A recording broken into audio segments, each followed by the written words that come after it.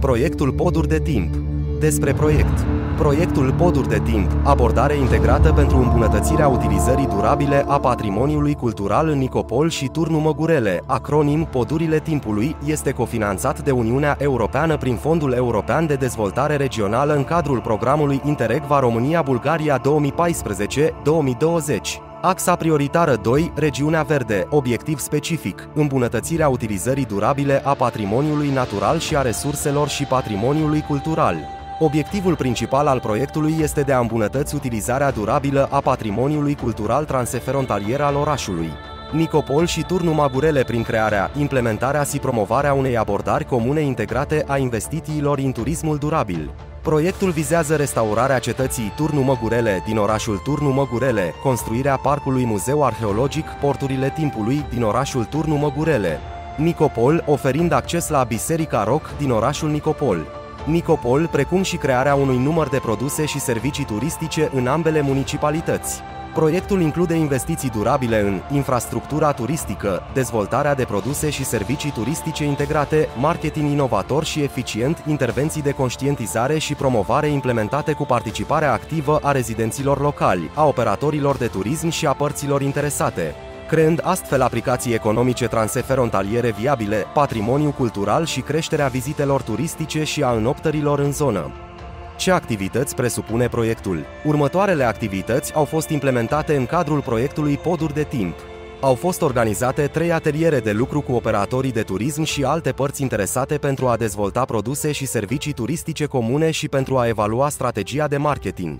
A fost elaborată o strategie comună de marketing. A fost dezvoltat un portal trilingvă și aplicația Poduri ale timpului. Au fost instalate infoterminale pentru o prezentare atractivă a produselor și serviciilor turistice. Personal instruit pentru Parcul Porturile Timpului și Cetatea Turnul Măgurele. A înființat 2 cluburi pentru reconstituiri istorice în Turnul Măgurele și Nicopol. Este organizat un festival transfrontalier de 3 zile, Podurile Timpului. Drumul spre situl arheologic Biserica Roc din orașul. Construit muzeu în aer liber, Parcul Arheologic Porturile Timpului. Conservat și restaurat situl arheologic Cetatea Turnu. Infrastructura turistică. În cadrul proiectului Poduri de timp a fost creată și reconstruită următoarea infrastructură turistică. Drumul spre situl arheologic Biserica din Stâncă în Nicopol. Biserica rupestră Sfântul Ștefan este situată în zona Plavala, terenul orașului Nicopol. A fost declarată în 1976 zonă istorică numită Biserica din Stâncă, cu o suprafață de 1 ha. Biserica este sculptată în calcar, pe pereți abundă inscripții și desene vechi din epoca nașterii creștinismului, secolele 3-4. În 2003 a fost reclasificat ca punct de reper natural, cu numele și zona păstrate. Biserica a fost activă încă din secolele 10-11. Muzeul în aer liber, Parcul Arheologic Porturile Timpului.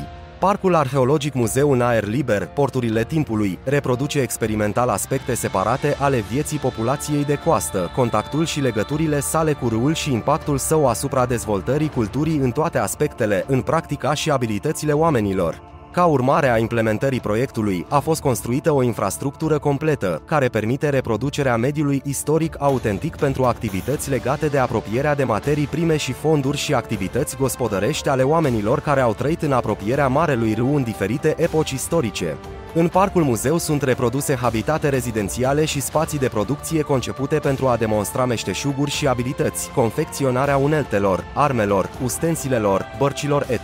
Pentru a obține o autenticitate maximă, planul arhitectural pentru Parcul Muzeu Arheologic Podurile Timpului a fost elaborat pe baza modelelor elaborate de o echipă de experți și istorici, citând planuri și desene de date, înregistrări și documente istorice. Parcul Muzeu Arheologic în aer liber, Porturile Timpului, este primul de acest gen din Bulgaria și include următoarele clădiri autentice, permițând vizitatorilor să fie transportați cu o mașină a timpului, în epoci istorice de mult apuse. Clădire din vechea epocă de piatră. Clădire din epoca cuprului. Clădire din epoca bronzului. Clădire din epoca romană. Piața Agora. Clădire de servicii la primul etaj, pe care se află o sală de expoziții. În plus față de clădirile pentru a trăi și a practica diverse prelucrări de materiale și meșteșuguri, spațiile din interiorul și din jurul clădirilor sunt adaptate pentru demonstrații ale activităților tipice legate de stilul de viață al populației locale, cum ar fi demonstrații de afumare a capturilor de pește, de pregătire a uneltelor de pescuit din lemn, fibre vegetale, silex și oase și de pregătire a peștilor de râu pentru hrană. Clădirile din cadrul parcului arheologic sunt reproduse și echipate în principal din materiale naturale tipice diferitelor epoci: piatră, lemn, lut, paie, chirpici, piele, rogojinii. Se folosesc tehnici și tehnologii vechi de construcție, fără utilizarea materialelor moderne. Prioritatea principală în prezentarea în mediul parcului a reconstrucțiilor este credibilitatea lor științifică și utilizarea facilităților, case, porturi, ateliere, nave pentru a desfășura activitățile și procedurile în toată plenitudinea lor și pentru a atrage omul modern să intre în spiritul istoriei. Mai mult decât atât, datorită programelor special concepute, scena demonstrativă poate continua cu posibilitatea vizitatorilor de a-și folosi în mod activ vacanța pentru a învăța abilități și a se simți implicați într-o viață îndepărtată în timp, pentru a-și reface cunoștințele și pentru a trezi un nou interes pentru istorie. Astfel, percepția statică inactivă va deveni o acțiune cu obiective cognitive și emoționale. Pescuitul, construcția de bărci, navigația fluvială, crearea și asimilarea realizărilor casnice și tehnice se vor schimba în momentele care trec de-a lungul secolelor. Programele oferite au următorul obiectiv: prelucrarea pietrei și lutului din epoca preistorică, abilități de vânătoare și pescuit din epoca de piatră, cultura și religia tracică, Imperiul Roman, abilități și tactici militare, bucătărie medievală și degustare de vinuri. Parcul arheologic este pe deplin compatibil cu caracteristicile împrejurimilor și resurselor sale naturale.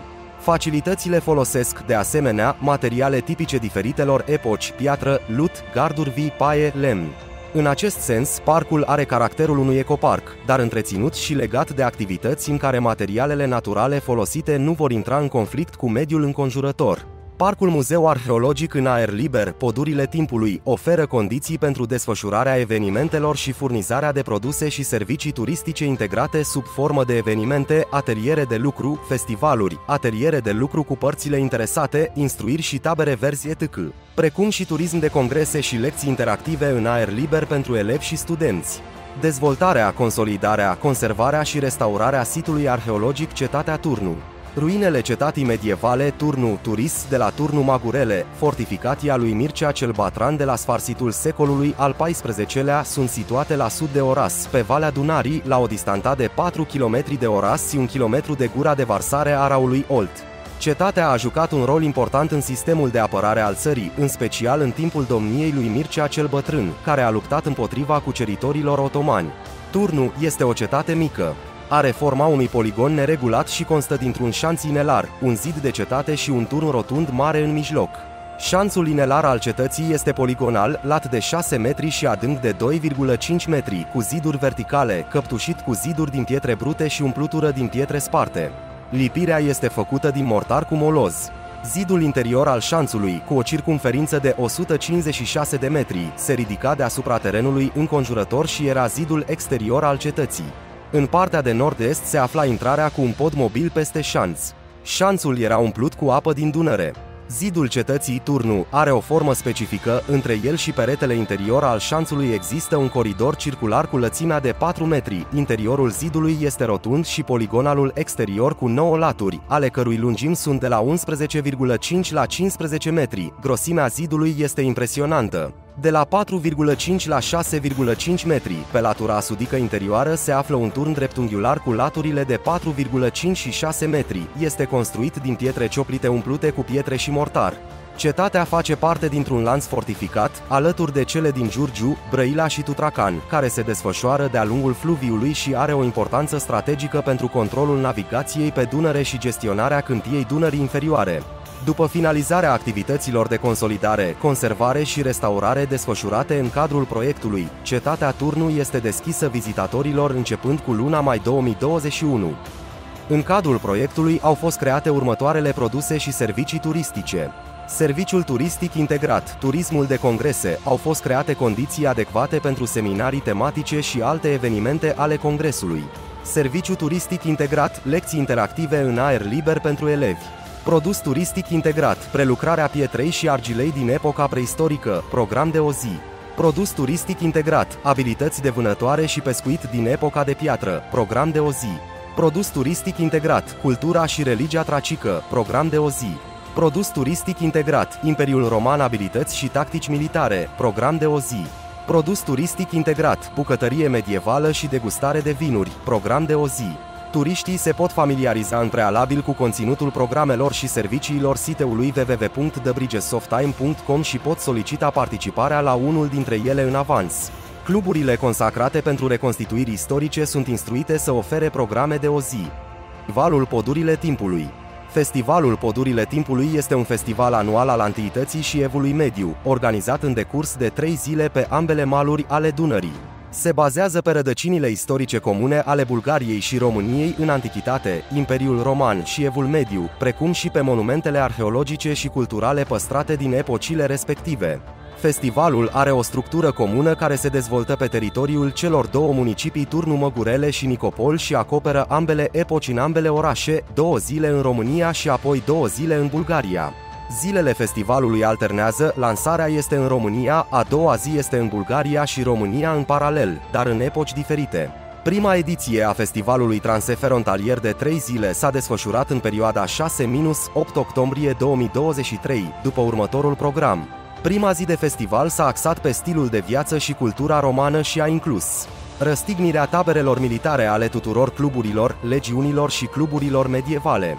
În timpul construcției, prezentatorii au prezentat diverse aspecte ale artei militare romane, principiile taberelor militare, modul de organizare, scopul diferitelor sectoare, construcția corturilor, prezentarea armamentului și costumelor legionarilor, demonstrarea armurilor, săbiilor, scuturilor, armurilor și echipamentelor.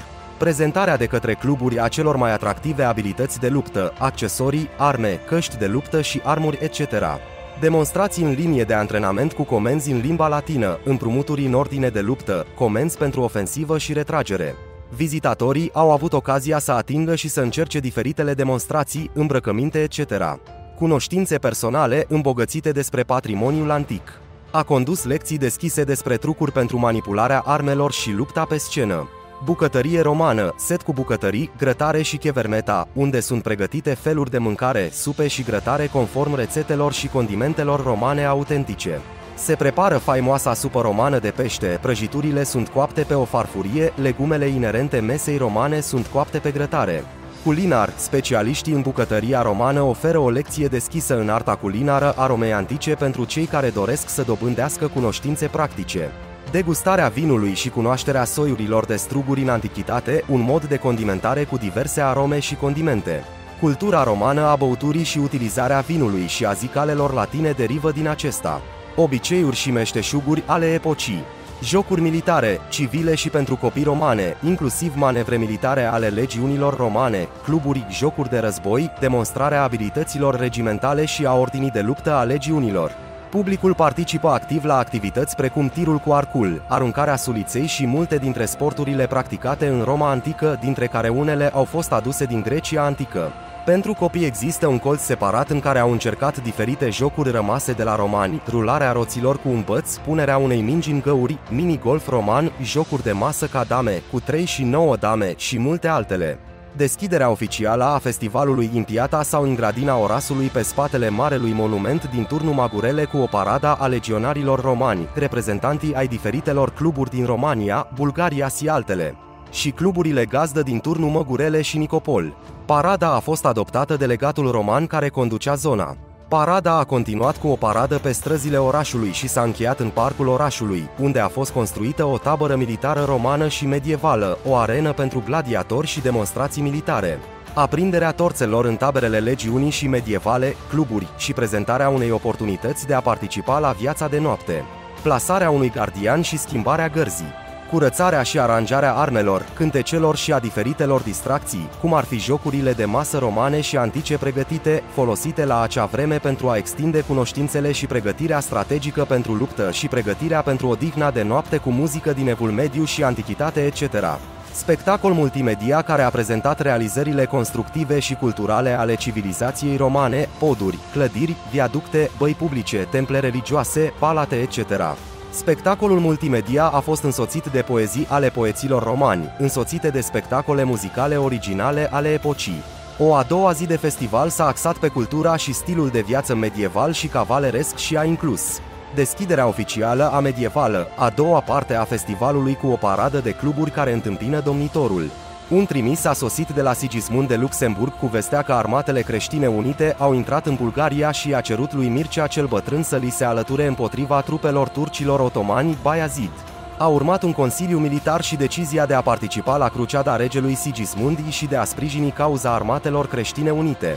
Bucătăria medievală a popoarelor europene, o prezentare a bucătăriei unora dintre națiunile europene care participă la cruciada împotriva tercilor. Degustări de alimente și băuturi, vin, bere, hidromel, etc. Caracteristice diferitelor popoare. Lecții deschise în bucătăria medievală. Atracții legate de meșteșugurile și comerțul medieval, precum și de viața socială, religioasă și culturală. Organizarea unui proces pentru hoți, ucigași și vrăjitoare. Execuții de pedepse, cuști de lemn și măgari, aparate de inchiziție, etc. Program concertistic și cultural medieval, trubaduri și recitatori de poezii cavalerești. Înghițitorii de foc, bufonii și mimii înveselesc publicul. Teatrul de păpuși și comedia de la arte au prezentat moravuri medievale. A treia zi de festival în Nicopol, dedicată stilului de viață, culturii și bucătăriei Evului Mediu, cu accent pe Evul Mediu bulgar, evenimentele istorice din Nicopol și monumentul, Biserica Sfântul Petru și Pavel. Cluburile cavalerești medievale și-au așezat taberele, corturi, construirea de armuri, plasarea paznicilor pe perimetru. Prezentarea cluburilor și a familiilor feudale pe care le reprezintă și din ce secol este echipamentul. Arată arme și armuri. Participarea activă a publicului, posibilitatea de a încerca armuri și săbii, de a trage cu arcuri și de a obține îndrumări și tehnici pentru doctrina militară medievală, bizantină, bulgară și vest-europeană. Parada cluburilor diferitelor familii medievale europene și a cluburilor cruciate asociate cu marșul lui Sigismund de Luxemburg în centrul orașului Nicopol, pe piața centrală și se îndreaptă într-un marș de luptă către complexul cultural și istoric, Podurile Timpului, de pe malurile Dunării. Atracții legate de meșteșugurile și comerțul medieval. La fel și viața socială, religioasă și culturală. Recrearea unei piețe medievale pentru bunuri și animale. Gardienii vânează escrocii și hoții. Organizarea unui proces pentru hoți, ucigași și vrăjitoare. Bucătăria medievală a popoarelor europene, o prezentare a bucătăriei naționale bulgare și a bucătăriei unora dintre națiunile europene participante la cruciada împotriva turcilor. Degustări de alimente și băuturi, vin, bere, hidromel, etc. Caracteristice diferitelor popoare. În curtea bisericii Sfântul Petru și Pavel au efectuat un botez medieval sau o logodnă cu o recreare a ritualului Evului Mediu și cântarea bisericească slavonă. Prezentarea de modă Knigtsfashion și moda orașelor medievale ale națiunilor participante la marș. Turnee cavalerești dedicate țarului Ivan Șișman sau împăratului Sigismund de Luxemburg. Turneele se desfășoară într-o arenă special pregătită, cu o tribună unde se află împăratul și curtea sau urmărește performanțele atractive ale cavalerilor. Închiderea oficială a festivalului, spectacol multimedia, care a prezentat realizările culturale și de construcție ale Evului Mediu, poduri, clădiri, catedrale, clădiri publice, castele, cetăți, palate, etc. Proiectul Podurile Timpului a cooperat cu operatorii de turism pentru a crea și promova produsele și serviciile turistice integrate dezvoltate în comun de Municipalitatea Nicopol și municipiul Turnu Măgurele. Au avut loc 3 ateliere de lucru cu operatorii de turism și alte părți interesate pentru a dezvolta produse și servicii turistice comune și pentru a evalua strategia de marketing. În cadrul atelierelor, părțile interesate s-au familiarizat cu infrastructura și atracțiile turistice dezvoltate, Cetatea Turnu, Biserica din Stâncă, Parcul Muzeu Arheologic, Podurile Timpului, Festivalul Podurile Timpului, cluburile consacrate pentru reconstituiri istorice și alte situri de interes cultural și istoric din regiune. Ca parte a atelierelor, au avut loc sesiuni de brainstorming și focus grupuri pentru a oferi contribuții la dezvoltarea produselor și serviciilor turistice integrate și pentru a evalua strategia de marketing. Au fost dezvoltate 2 produse integrate, Festivalul Transfrontalier de 3 zile, Podurile Timpului, traseul transfrontalier pentru patrimoniul cultural Biserica Roc, Parcul Arheologic, Podurile Timpului, Cetatea Turnu și 7 servicii turistice. Strategia de marketing. Dezvoltarea unei strategii comune de marketing se bazează pe o analiză aprofundată a potențialului existent al siturilor și atracțiilor turistice din zonă, fluxul turistic, segmentarea pieței turistice și identificarea potențialelor grupuri țintă. Compania selectată examinează și analizează punctele forte, punctele slabe, oportunitățile și amenințările cu care se confruntă regiunea și evaluează piața produselor turistice oferite, inclusiv piața țintă și oportunitățile de dezvoltare a regiunii transfrontaliere. Planul de acțiune de marketing conține măsuri și acțiuni specifice de promovare a regiunii, inclusiv planificarea mass media. Impactul proiectului în rândul grupurilor țintă. Rezultatele implementării proiectului Pădurile Timpului au potențial de dezvoltare a sectorului turismului în ambele municipalități, iar acest lucru poate ajuta serios economiile acestora. Partenerii sunt conștienți de acest lucru și intenționează să efectueze o monitorizare și o evaluare continuă a impactului proiectului. Una dintre garanțiile pentru asigurarea sustenabilității rezultatelor proiectului este legată de provocarea perseverenței voluntarilor și a personalului. Acest element de sustenabilitate va fi asigurat prin intermediul cluburilor consacrate pentru reconstituiri istorice cu voluntari instruiți care sunt rezidenți locali și sunt direct interesați de dezvoltarea sectorului turistic din zonă. Sunteți bineveniți să întâlniți destinația Pădurile Timpului la fața locului.